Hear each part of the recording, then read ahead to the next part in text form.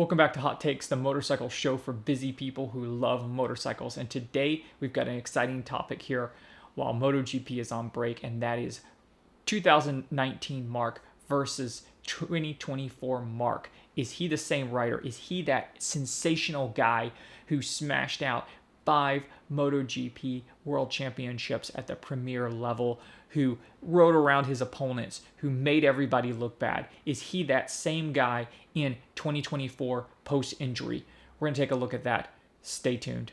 Marc has not been the same Marc that he was in 2019 when he was amazing. He could ride around everybody. He was undeniably the greatest rider on the grid. Then in 2020, the first race in Jerez, he was fighting for the lead. He took the lead, and then he lost control, slid off the track, but he saved it. He went off into the gravel, brought it back in. He was back in like 13th or 14th place. He rode around the other riders, barged his way through, then was fighting for the lead again, and he crashed a massive high side, and he tumbled through the gravel, breaking his arm.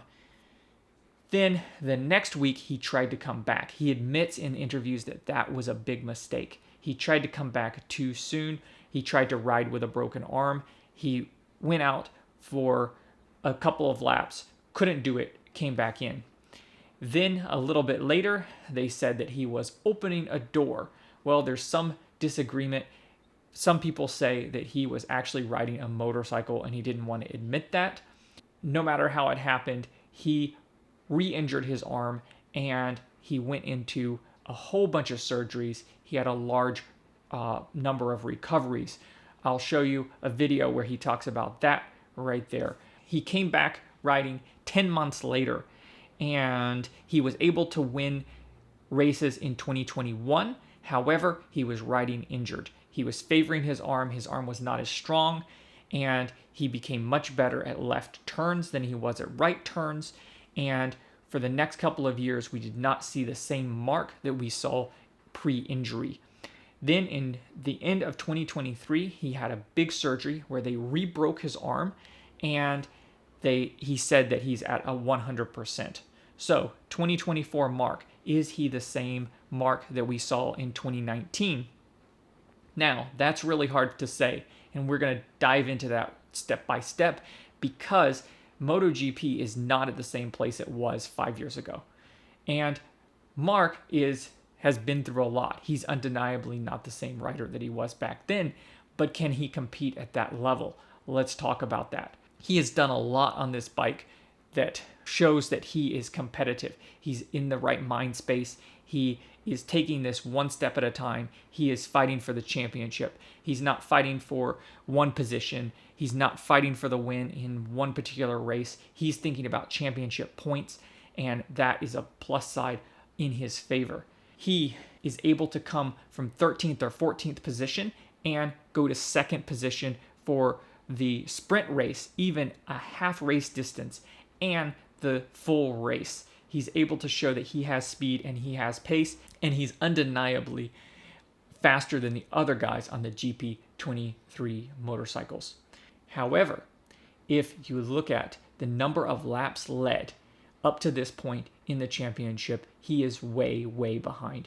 Bagnaia has 163 laps led. Martin has 131 laps. Vinales has 22. Acosta has 7. Marc has only 2. So that seems to indicate that maybe he's not the same Marc that he was pre-injury. Maybe he is not at that level anymore. But let's break that down step by step. First of all, going into Circuit of the Americas at COTA, we expected him to win because he has been sensational there in the past, and everyone expected him to be amazing there. Well, he was still learning the bike, and he wasn't amazing. However, in the race, he did take the lead, and for a short time before he crashed out due to a mechanical malfunction. So we cannot chalk that up against him as a rider. That was the bike. That was an issue with the bike. Then in Saschenring, he is king of the ring, and we expected him to dominate there and things did not go well. So in free practice 1, he had a big accident and he was injured. Not only was he injured, he damaged one of his bikes. So this caused a lot of problems for him going forward. In qualifying, he got on the second bike and it did not ride well for him, and he had to switch bikes. He lost time there, and then he got messed up in traffic, and he did not get a good qualifying result. So this meant he was starting in the sprint race and in the main race from farther back, from 13th position. However, in the main race, we saw him still be incredible and end up in second position. With an injury, with lots of pain, a bruised rib, he rode through all that pain, all that difficulty, and he took second place. So we believe that if he had been fully fit, if he had had a good, strong qualifying, then he probably would have won the race, right? However, that elusive race win still is getting away from him, and we don't know how he's gone this far.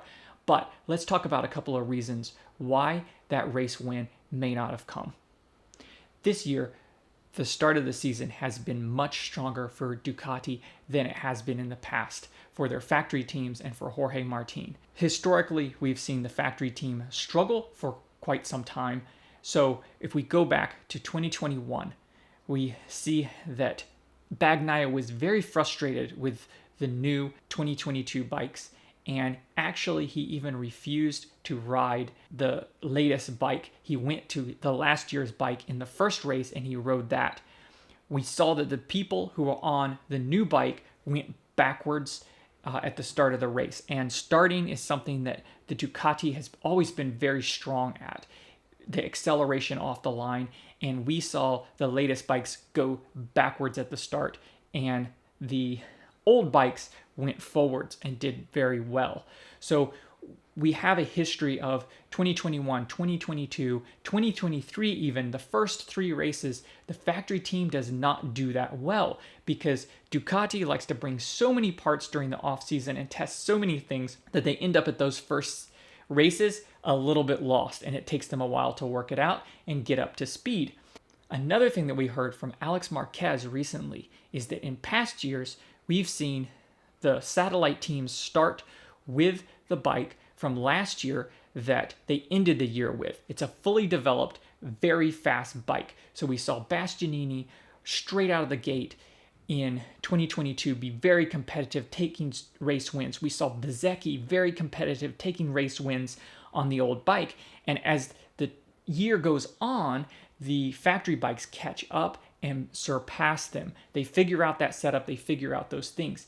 This year is different. So what we heard from Alex Marquez is that they started this year in 2024 with the GP 2023 bikes that they started with at the start of last season instead of the fully developed bike that they finished with.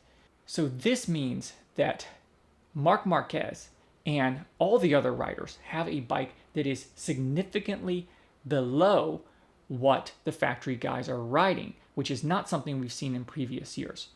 So Alex Marquez is not challenging at the front like he was last year and the year before.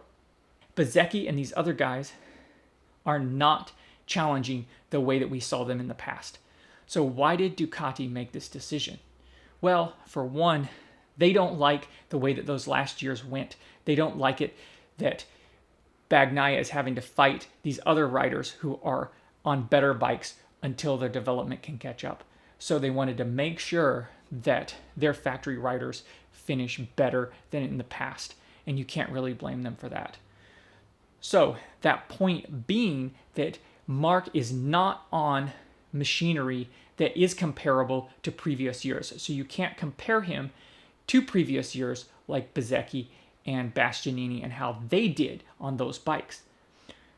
But we can see that he is riding better than Bezzecchi. He's riding better than his brother and all the other riders on the GP23 bikes. So let's come back to that. Why has he only led 2 laps? Is he a worse rider than Vinales? Well, Vinales is on a factory Aprilia bike, and the Aprilia is a corner speed bike. So he said that you have to take these wider, smoother turns, and it's difficult because the Ducatis go straight for the corner, they square off the corner, and then they're parked there where you want to be, and it's difficult to fight them.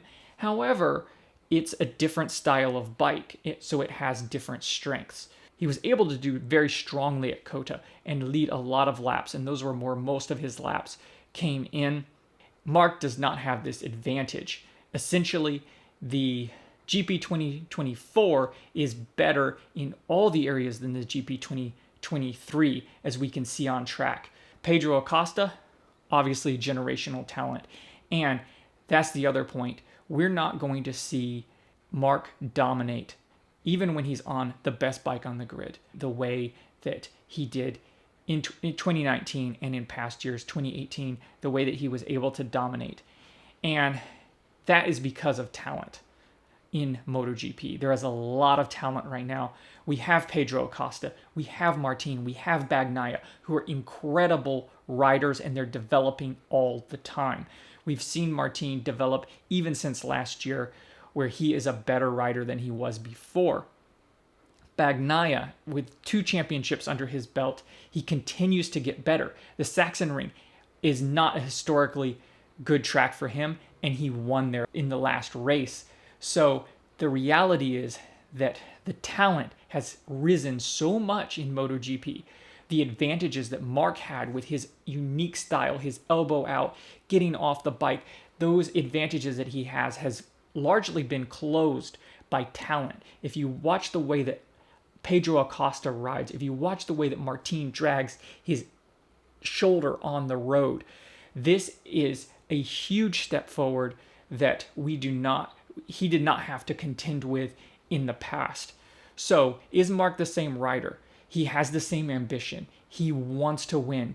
And he has the advantage of we don't see mistakes from him the way that Martin and Bagnaia are still making mistakes. Bagnaia and Martin have crashed out of the lead with sizable gaps without a lot of pressure. They make mistakes. And this is something that we don't see from Marc, and we're not seeing in this season. He does not make unforced errors the way that they do. While he may not be as superior as he was before, I do believe he is going to be a championship contender next year. He's already a championship contender now, although he's in 3rd place and he's well down from the other 2 guys on machinery that is inferior. However, I do believe we're going to see a new Marc Marquez next year that is really going to fight and possibly win another 1 or 2 championships. What do you think? Do you think Marc has what it takes to dominate next year? Let us know in the comments below, and join us again next time on Hot Takes, the motorcycle show for busy people who love motorcycles.